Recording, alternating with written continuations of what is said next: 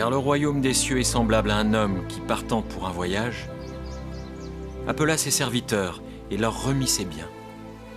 À l'un, il donna 5 talents, à l'autre 2, et au troisième 1 seul, à chacun selon sa capacité. Et il partit. Aussitôt, celui qui avait reçu les 5 talents s'en alla, les fit valoir, et il gagna 5 autres talents. De même, celui qui avait reçu les 2 talents en gagna 2 autres.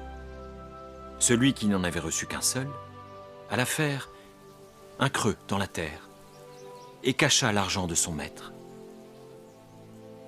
Longtemps après, le maître de ses serviteurs revint et leur fit rendre compte.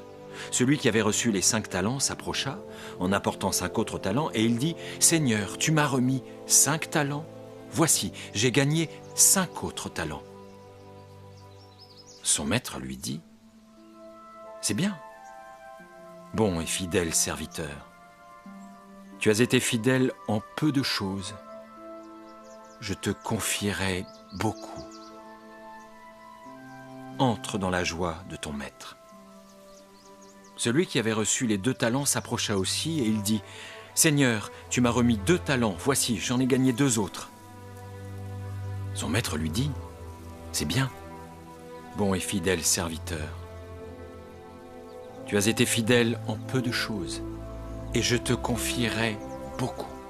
Entre dans la joie de ton maître. » Celui qui n'avait reçu qu'un talent s'approcha ensuite, et il dit « Seigneur, je savais que tu es un homme dur, qui moissonne où tu n'as pas semé et qui amasse où tu n'as pas vanné.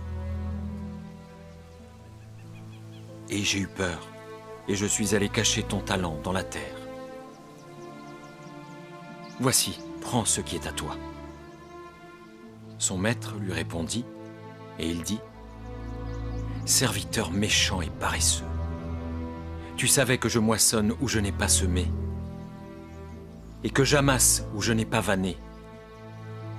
Il te fallait donc remettre mon argent au banquier, et à mon retour, j'aurais retiré ce qui est à moi avec un intérêt. Ôtez-lui donc le talent et donnez-le à celui qui a les 10 talents, car on donnera à celui qui a. Et il sera dans l'abondance, mais à celui qui n'a pas, on ôtera même ce qu'il a. Et le serviteur inutile, jetez-le dans les ténèbres du dehors, où il y aura des pleurs et des grincements de dents. »